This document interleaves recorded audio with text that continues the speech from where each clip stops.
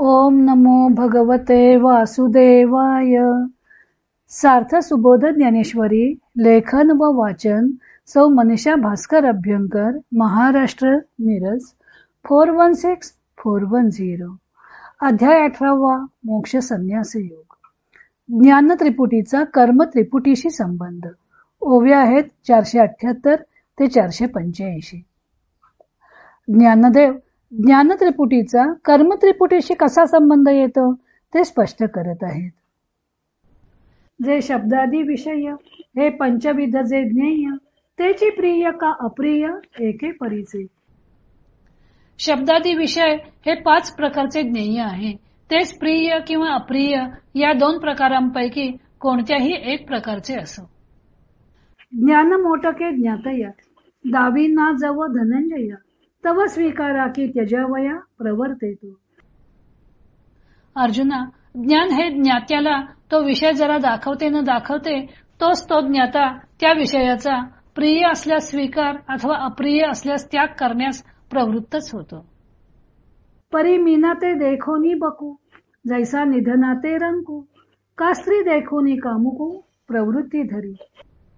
परंतु माशाला पाहून त्याला पकडण्यास बगळा जसा त्वरेने झडप घालतो अथवा ठेवा पाहून तो घेण्यास दरिद्री मनुष्य जितक्या वेगाने धावतो अथवा स्त्रीला पाहून कामी पुरुष जितक्या वेगाने तिला धरण्यास पुढे सरसवतो.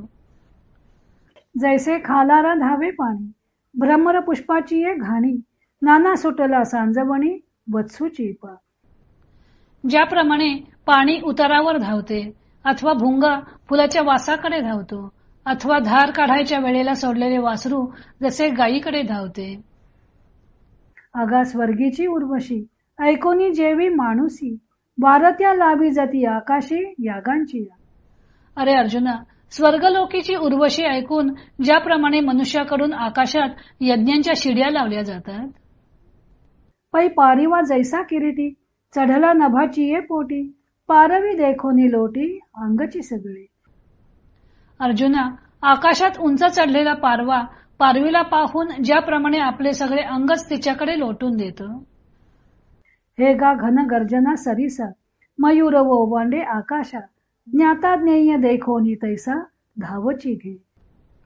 अथवा हे राहू दे, ढगांच्या गडगडाटाबरोबर मोर जसा आकाशाकडे कौतुकाने उडण्याचा प्रयत्न करतो त्याप्रमाणे ज्ञेयाला पाहून ज्ञाता जीव तिकडे धावच घेतो. म्हणून ज्ञान ज्ञेय ज्ञाता हे त्रिविध गा पांडुसुता हो याची कर्मा समजता प्रवृत्ती येथ.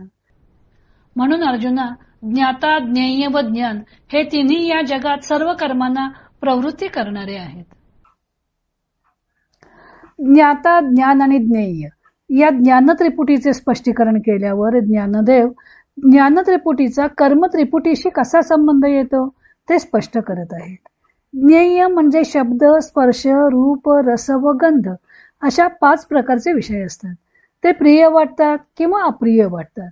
अर्थातच विषय प्रिय असले तर ज्ञाता त्याचा स्वीकार करण्यास प्रवृत्त होतो आणि अप्रिय वाटल्यास तो त्यांचा त्याग करण्यास प्रवृत्त होतो.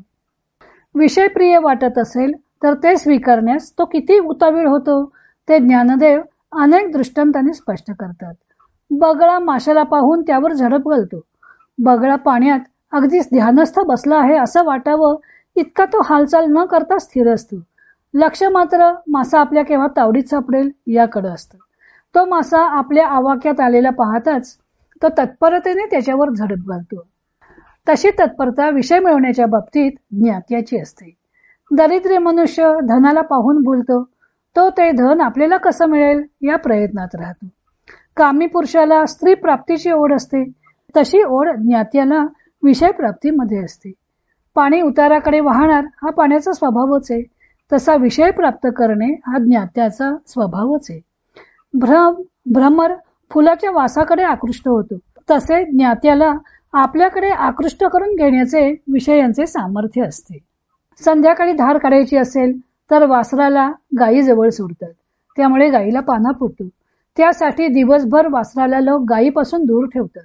संध्याकाळी आपल्याला आपल्या मातेकडे जायला मिळणार याचा वासराला खूप आनंद होतो व ते दावे सुटताच तातडीने मातेला जाऊन भेटते. ज्ञात्याला सुद्धा विषयांची ताटातूट सहन होत नाही. विषय दिसतात तो आनंदित होतो व लगेच जाऊन त्याला भेटतो, म्हणजे तो विषय मिळवण्याचा प्रयत्न करतो. ज्ञानदेव आणखी एक सुंदर प्रतिमा वापरतात. अगा स्वर्गीची उर्वशी ऐकोनी जेवी माणूसी, वराता लावी जाती आकाशी यागांची. स्वर्गात उर्वशी सारख्या अप्सरा उपभोगायला मिळतात असं वर्णन वाचल्यावर मनुष्याला स्वर्ग प्राप्त करून घेण्याची इच्छा असते. स्वर्ग कामो यजेत असं श्रुतीवचने. स्वर्गाची इच्छा असेल तर यज्ञ करावा. मग स्वर्गीय उपभोग मिळवण्यासाठी मनुष्य नुसता यज्ञ करत नाही, तर ज्ञानदेव सांगतात की तो यज्ञांची जणू काही शिडीच उभारतो.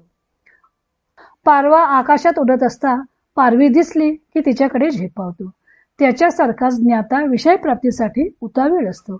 आकाशात मेघ दिसताच मोर पिसारा फुलवून आनंदानं थुई थुई नाचायला लागतो.